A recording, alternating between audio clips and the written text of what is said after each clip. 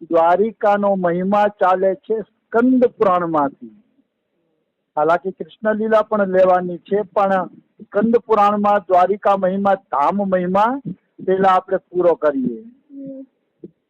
તો દ્વારિકા ધામના મહિમામાં આપણે આગળ વધીએ તો એમ કહે છે કે જે ગોમતીના જલમાં સ્નાન કરીને પછી ભગવાન કૃષ્ણના મુખારવિંદના દર્શન કરે છે તો એ ભક્તના દર્શનથી બીજા વ્યક્તિના 100 પાપ નષ્ટ થઈ જાય છે.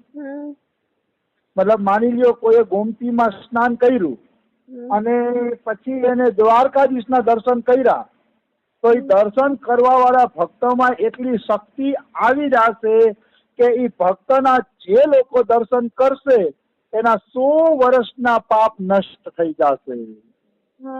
દ્વારકાધીશના દર્શનનો એટલો બધો મહિમા છે. એટલે કોઈ ભાવથી પ્રેમથી જો દ્વારિકાધીશના દર્શન કરે છે તો એના દર્શનથી બીજા વ્યક્તિના 100 જન્મોના પાપ નષ્ટ થઈ જાય છે.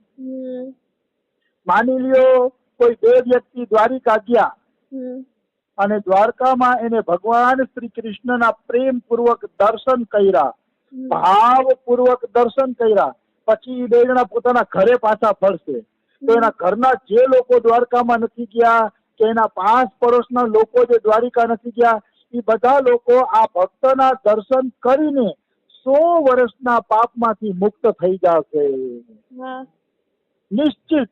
એમાં કોઈ એટલે કોઈ પણ પ્રકારની શંકા નથી. એટલે કે સાધુ સંતોના દર્શન કરવા જોઈએ. સાધુ સંતો તીર્થોમાં ભ્રમણ કરતા હોય ને એટલે એનામાં એટલી શક્તિ આવી ગઈ હોય કે સાધુના દર્શનથી મનુષ્યના 100 જન્મોના પાપ કપાઈ જાય છે. મનુષ્ય સાધુના દર્શનનો મહિમા સમજતો નથી ને એટલે વળી એમ કહેતો હોય છે કે આ તો બધા બાવા થઈ ગયા છે. અરે એ બાવા નથી, તીર્થોમાં ભ્રમણ કરે છે. એટલે તીર્થોમાં ભ્રમણ કરીને એનામાં એવી શક્તિ આવી ગઈ છે કે તમે સાધુના દર્શન કરશો તો 100 જન્મોના પાપમાંથી મુક્ત થઈ જશો. આમ પણ તુલસીદાસ લખે છે, તુલસી સંગત સાધુ કી કટે કોટી અપરાધ, એક ઘડી આધી ને भी पुनि आद, તુલસી સંગત સાધુ કી કટે કોટી અપરાધ. એક ઘડી અડધી ઘડી પણ જો સાધુનો સંગ થઈ જાય તો તમારા કરોડો જન્મોના પાપને કાપી નાખે છે. એટલે સાધુ માને ગ્રહસ્થ આવી જાય આમાં. માનો કોઈ ગ્રહસ્થ દર પૂનમે દ્વારકાધીશ જાતા હોય, કોઈ 11 ભરવા દ્વારકાધીશ જાતા હોય, કોઈ અમાસના દ્વારકાધીશ જાતા હોય તો એવા ગ્રહસ્થ ભક્તોને પણ સંતમાં ગણતરી કરવી પડશે આપણે. એ ગ્રહસ્થ ભક્તોના દર્શનથી પણ જીવ છે ને એ બીજાના 100 જન્મોના પાપોને કાપી નાખે છે. એટલે મનુષ્યએ તીર્થોમાં જવું જોઈએ, ભાવપૂર્વક પ્રભુના દર્શન કરવા જોઈએ.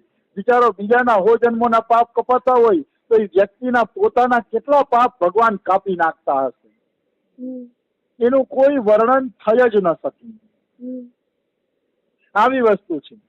પછી કહે છે કે જે મનુષ્ય કળિયુગમાં દ્વારકા આવી અને ગોમતી અને સમુદ્રના સંગમ ઉપર પિતૃ તર્પણ કરે છે તો એને હરિદ્વાર, પ્રયાગ, ગયા, કુરુક્ષેત્ર, પુષ્કર, પ્રભાસ, શ્રીસ્થળ અને શુક્લ તીર્થ આટલી જગ્યાએ 1000 વખત ચાંદ્રાયણ વ્રત કરવાનું ફળ પ્રાપ્ત થાય છે. મતલબ આ જેટલા ધામ ગણાવ્યા એ ધામમાં તમે 1000 ચાંદ્રાયણ વ્રત કરો એનું જે ફળ થાય એ જ ફળ ખાલી ગોમતીમાં પિતૃ તર્પણ કરવા માત્રથી જીવને પ્રાપ્ત થઈ જાય છે. ગોમતી તો મનને આનંદ દેવા વાળી નદી છે અને સ્નાન કરવાથી મોક્ષ આપવા વાળી નદી છે. અને પછી કહે છે ગોમતીની માટીથી જો કોઈ પોતાના શરીરમાં લેપ કરે છે એટલે તિલક કરે કે માથા ઉપર લેપ કરે ગોમતીની માટીનો તો કહે છે એ કળિયુગમાં પોતાના તમામ પાપોને નાશ કરી નાખે છે. એટલી ગોમતીની માટીમાં તાકાત છે. એટલે ગોમતીની માટી થોડીક તિલકનો ચાંદલા જેટલી રજ માથે જરૂર લેવી જોઈએ. હજી તો આગળ ગોપીચંદનનો મહિમા, તુલસીનો મહિમા, બધો મહિમા આવશે. ઘણું બધું છે આની અંદર જાણવા જેવું. પણ ગોમતીની માટીનું જે તિલક કરે છે કે માટીને શરીરે લગાડે છે તો એ પોતાના બધા એક જન્મના બધા પાપોને નષ્ટ કરી દે છે. પછી શું કહે છે, જે મનુષ્ય દ્વારિકામાં ભગવાન કૃષ્ણના મુખારવિંદને 3 સમય દર્શન કરે છે, સવાર, બપોર અને સાંજ, 3 સમય જો ભગવાન કૃષ્ણના મુખારવિંદના દર્શન કરે છે તો કરોડો કલ્પો સુધી પણ ધામમાંથી એની પુનરાવૃત્તિ નહીં થાય. મતલબ એને કરોડો કલ્પો સુધી મનુષ્ય બનવું પડશે નહીં. કરોડો કલ્પ ખાલી કૃષ્ણના મુખારવિંદના 3 વખત દર્શન કરવાના, સવાર, બપોર અને સાંજ. ઓલો ડોક્ટર કેમ ટીકડી આપે, ત્યારે તાવ ઉતરી જશે, ચિંતા ન કરો, સવાર, બપોર ને સાંજ 3 ટાઈમ એક ટીકડી ખાઈ લેજો. એવી રીતે ભગવાનના દર્શન ભવ રોગને દૂર કરવાની ટીકડી છે. જો 3 વખત દ્વારકાધીશના દર્શન થઈ જાય, સવાર, બપોર અને સાંજ, તો એમ કે કરોડો કલ્પો સુધી ભગવાનના ધામમાંથી તમને કોઈ કાઢી નથી શકતું. પુનરાવૃત્તિ નહીં થાય એટલે તમને કોઈ ત્યાંથી કાઢી શકશે નહીં. પછી આગળ કીધું કે જે વિધવા સ્ત્રી કેવલ દ્વારિકામાં નિવાસ કરે છે તો પરમ પદને પ્રાપ્ત કરે છે. મતલબ કોઈ માનો સ્ત્રી વિધવા હોય અને દ્વારિકા ધામમાં નિવાસ કરે તો વગર ભજને એ પરમ પદને પ્રાપ્ત કરી લેશે. પણ એને રહેવું પડશે શુદ્ધતા પૂર્વક. એવું નહીં કે મન પડે એમ જીવન જીવવાનું. વિધવા થઈ જાય એટલે મન પડે એમ જીવન નહીં જીવવાનું, પણ શુદ્ધતા, પવિત્રતા પૂર્વક એક ભારતીય નારી બનીને જીવન જીવે તો ઓછું ભજન કરશે તો એક પરમ પદને પ્રાપ્ત કરી લેશે. એવું અહીંયા લખ્યું છે. પછી કીધું છે કે જે દ્વારિકા નથી ગયા એ સંસારમાં પુત્ર ઉત્પન્ન કરી લીધા કે ધન કમાઈ લીધું તો એનાથી એને શું લાભ છે? કોઈ લાભ નથી. જેને દ્વારકાના દર્શન નથી કર્યા એ કદાચ થોડું ઘણું ધન કમાઈ લે કે એવું કઈ કમાઈ લે તો એને કોઈ પણ પ્રકારનો લાભ નથી. હવે ચાલુ થાય છે તુલસીનો મહિમા. એક શ્લોક અતિશય દિવ્ય છે, કદાચ આપણે 2 દી હાલશે, પણ તુલસીનો મહિમા ચાલુ થાય છે કે શ્રી કૃષ્ણની દ્વારિકાપુરીમાં જઈને કોઈ તુલસીના દલથી એની પૂજા કરે છે તો એનું જન્મનું પાપ નષ્ટ થઈ જાય, એના પિતૃઓ તરી જાય છે, એને મનુષ્ય જીવનનું ફળ મળી ગયું.